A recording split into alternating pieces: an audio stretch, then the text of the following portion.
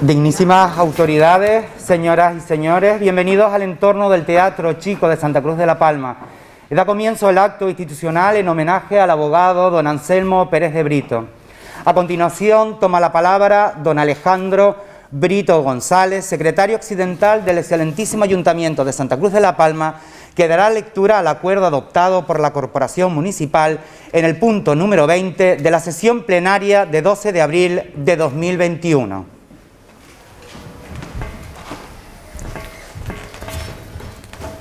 Dignísimas autoridades, señoras, señores, por la presente, en mi calidad de secretario accidental del Ayuntamiento de Santa Cruz de la Palma, certifico que, previa declaración de urgencia hecha con sujeción a los requisitos legales, el Pleno de la Corporación, reunido en sesión ordinaria celebrada el 12 de abril de 2021,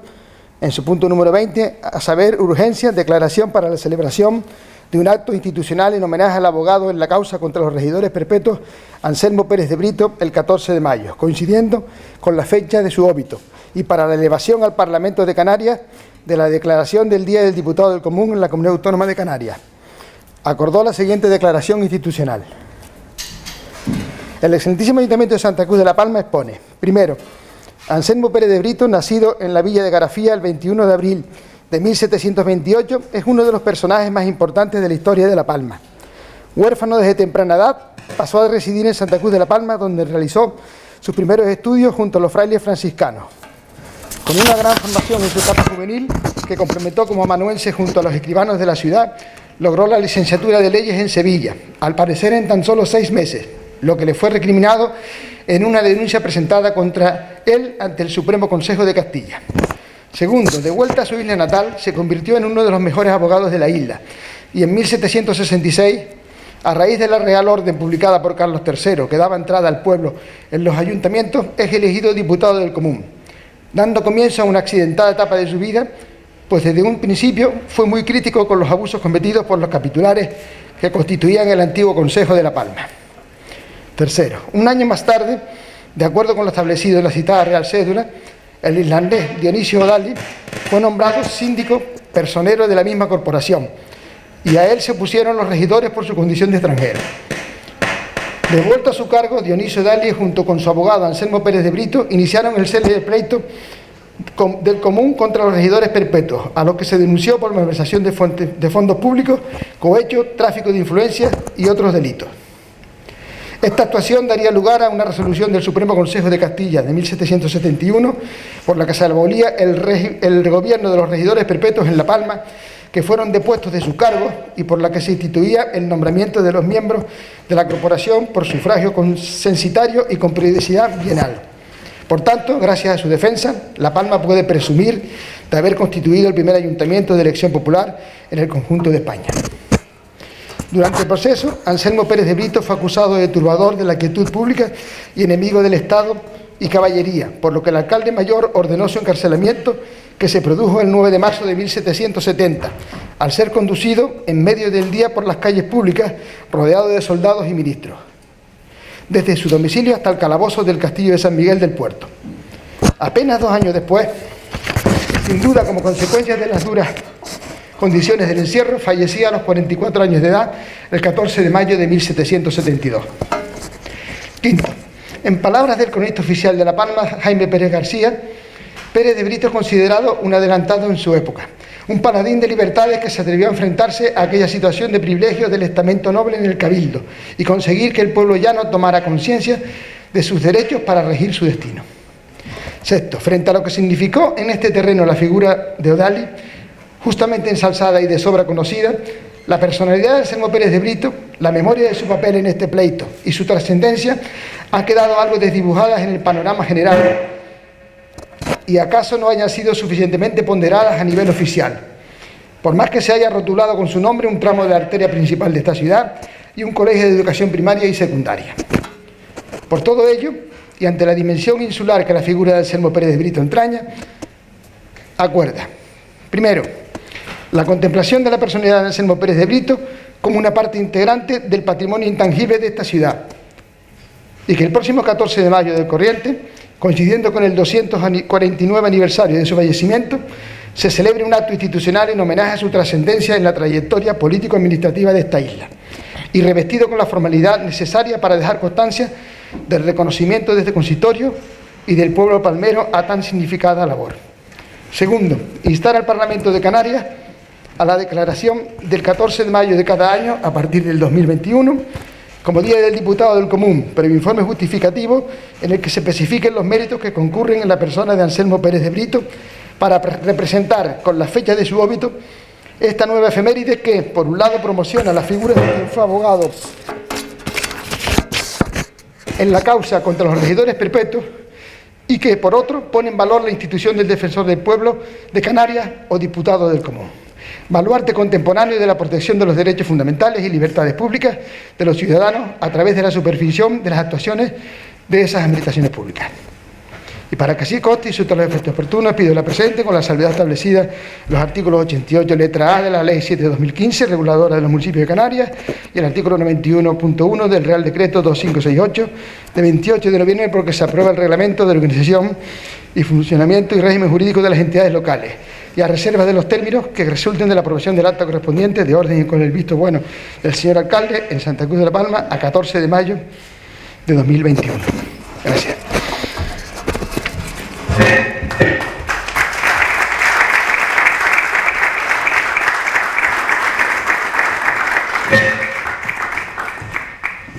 A continuación toma la palabra el ilustrísimo señor alcalde presidente del excelentísimo Ayuntamiento de Santa Cruz de la Palma, don Juan José Cabrera Guelmes.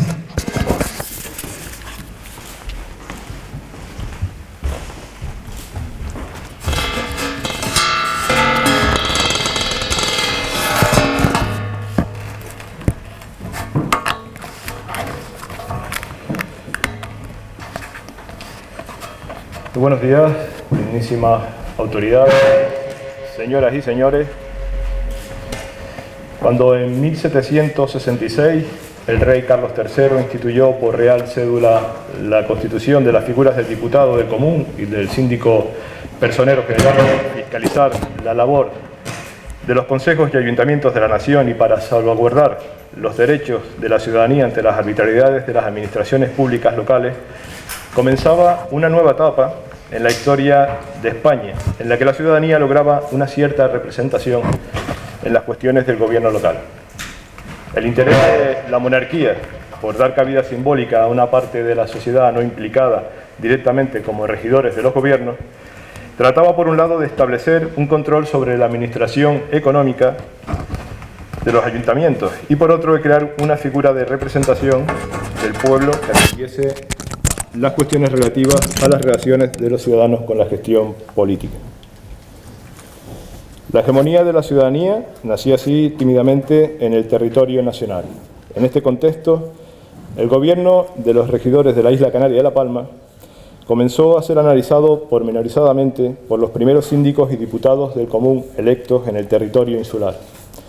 Anselmo Pérez de Brito, como diputado, inició así su labor, si no exactamente de oposición política, tal como la entendemos hoy, sí de fiscalización en las cuestiones del gobierno municipal, una labor que habría de continuar y culminar su amigo y correligionario, el comerciante irlandés Dionisio Daly,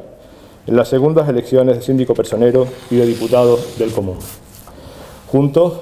o Daly como denunciante y Anselmo Pérez de Brito como abogado, lograrían que sus demandas fueran atendidas y resueltas favorablemente a su causa, en el denominado por la historiografía del siglo XIX como pleito del común de La Palma contra los regidores perpetuos. En la mente de Anselmo Pérez de Brito, ideólogo de este proceso, se hallaban varios objetivos. Por un lado, denunciar los atropellos, el despotismo oligárquico y la corrupción en la administración económica de los caudales públicos que los regidores palmeros, herederos de casta de sus antepasados, evidenciaban en su gestión. Por otro lado, Anselmo Pérez de Brito instituyó, y así se hizo constar en su exposición, que el remedio a esta manera ilícita de ejercer la cosa pública debía erradicarse mediante la destitución y suspensión de la totalidad de la Corporación Municipal de La Palma a mediados de 1760. La resolución del Consejo Supremo de Castilla, tras un proceso judicial de varios años, acabaría por darle la razón y, en efecto, el cuerpo de regidores de La Palma fue condenado a indemnizar a los demandantes, a pagar multas a la hacienda pública y a abandonar definitivamente sus cargos como gestores políticos. Lo que nadie se había planteado, y que supuso además un antes y un después en el contexto del gobierno local, fue cómo resolver el vacío de poder inaudito e inédito hasta entonces en la historia española, ni cómo afrontar su elección en adelante, pues los 3 siglos de trayectoria insular bajo el dominio de la corona de Castilla, la obtención del cargo de regidor estaba supeditada a la herencia de padres e hijos, descendientes o familiares, o a la compra del mismo. La resolución del Consejo Supremo de Castilla creó una nueva fórmula, la elección de los regidores integrantes de la Corporación Municipal del Ayuntamiento, Consejo o Cabildo de La Palma. Seguiría el mismo proceso de elección de los diputados del común y síndicos personeros, mediante el sistema de sufragio censitario. Los votantes serían vecinos libres, varones, con cierto nivel económico y divididos por parroquias, que además de servir como administradoras religiosas, marcaban los límites jurisdiccionales de los términos de La Palma, luego llamados municipios, gracias a su ejercicio registral de nacimiento, matrimonio y fallecimiento. Estos votantes, que en absoluto representaban a la totalidad de los comparroquianos, elegían a un compromisario que sería el encargado de votar propiamente a los regidores. El sistema es prácticamente semejante al que aún hoy se mantiene en muchos partidos políticos contemporáneos. De esta manera, La Palma marcaría una etapa singular en su propia historia. Pero lo que nos interesa destacar en esta mañana del 14 de mayo de 2021 es que La Palma se señaló como una auténtica rareza y excepción dentro del conjunto nacional, hasta el punto de que hoy podemos decir con rotundidad que el Consejo de La Palma fue el primero de todo el territorio nacional en materializar unas elecciones al gobierno local por sufragio. Este sistema, que se adelanta varios años a las elecciones democráticas gaditanas de 1812, que propiciarían además la firma de la Constitución de España, no puede considerarse como un hecho propiamente revolucionario, por cuanto no supuso un cambio radical en la gestión, ni fue un modelo que fuese seguido por otros ayuntamientos de la nación. Pero sí es cierto, y en esto hemos de hacer hincapié, que fue la antesala de la incorporación del pueblo al gobierno local. El hecho trascendente que hoy celebramos es la incorporación temprana de La Palma a la que hoy entendemos como democracia, que nuestro diccionario de la lengua española define como sistema político en el cual la soberanía reside en el pueblo, que la ejerce directamente o por medio de representantes. Y como no, para haber llegado a esas primeras elecciones democráticas, el papel que cumplió Anselmo Pérez de Brito, primero como diputado del Común y luego como abogado en la causa contra los regidores perpetuos, resultó fundamental. Aunque Santa Cruz de La Palma, como ya se ha dicho hoy, ha honrado su figura mediante su imposición, la imposición de su nombre, a un tramo de la arteria principal del casco histórico, gracias a la iniciativa de la Sociedad La Investigadora, y a un colegio de enseñanza primaria, no parecen acciones suficientes como reconocimiento a su personalidad intelectual y política, que acabaría por convertirle en mártir de la democracia. Así, durante el proceso legal que antecedió a la resolución del Consejo Supremo de Castilla, Anselmo Pérez de Brito fue acusado por el alcalde mayor de La Palma, la máxima autoridad judicial y política de la isla en aquellos años, de infidencia y traición al Estado. Una acusación que lo conduciría a ser encarcelado en uno de los castillos de la ciudad, esposado con grilletes y además llevado desde su domicilio a plena luz del día, con la consiguiente afrenta pública. Su detención y las condiciones de su encierro mermaron seriamente su salud, tal como afirmaría su esposa. Anselmo Pérez de Brito parece resumir esa marca que los naturales de Garafía tienen, según nos enseña nuestro imaginario isleño, pues su manera de obrar apunta a una personalidad inteligente, intuitiva, obstinada y aún testaruda. Su primera formación al calor de la familia que lo tuteló durante su infancia y juventud en Santa Cruz de La Palma, su formación académica en la Universidad de Sevilla, su experiencia profesional como abogado, por la que fue incluso consultado por los magistrados de la Real Audiencia de Cuentas y por otros profesionales juristas de las islas, su experiencia como mayordomo en el Hospital de Dolores y su papel como diputado del Común y como abogado en la causa contra los regidores, lo sitúan como paradigma del heroísmo de un ideario que trata de hacer prevalecer los derechos fundamentales sobre cualquier forma de gobierno autárquico y corrupto. Por todo ello, la Corporación Municipal de Santa Cruz de La Palma pretende que esta jornada del 14 de mayo, en que se conmemora su fallecimiento, trascienda para ser declarada Día de la Diputación del Común de Canarias. La presencia de sus dignas autoridades en este teatro chico invita a apoyar esta propuesta para que en el conjunto del archipiélago Anselmo Pérez de Brito sea reconocido como figura clave de nuestra historia político-administrativa y como fiel representante de la defensa del buen gobierno. Sin más, muchísimas gracias por su atención y gracias también por acompañarnos en el día de hoy.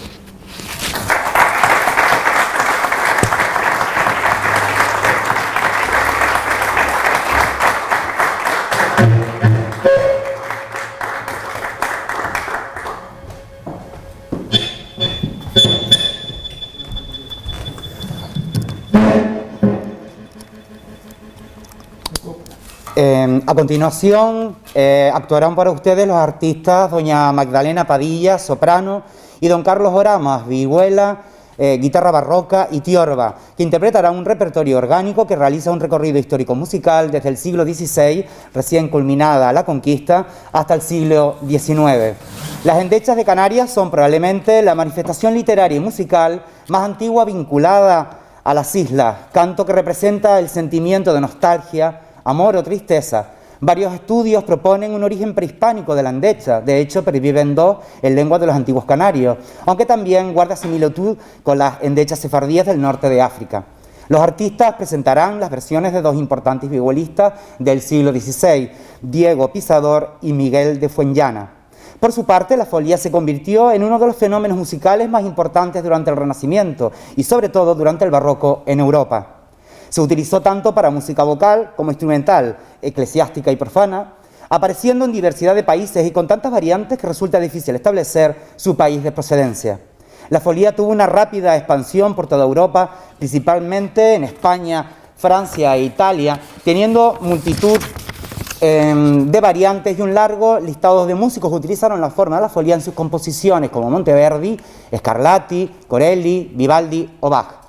En otro orden, el canario fue, sin duda, una de las danzas relevantes desde finales del siglo XVI hasta buena parte del XVIII. De su origen, hay estudios que mantienen que para crear esta danza, compositores de la época se inspiraron en los ritmos y bailes que practicaban los antiguos esclavos canarios llevados a Europa. Este hecho supone la mejor y quizás la única aportación de Canarias a la cultura musical europea. Este canario, que se bailó en la corte de Versalles del rey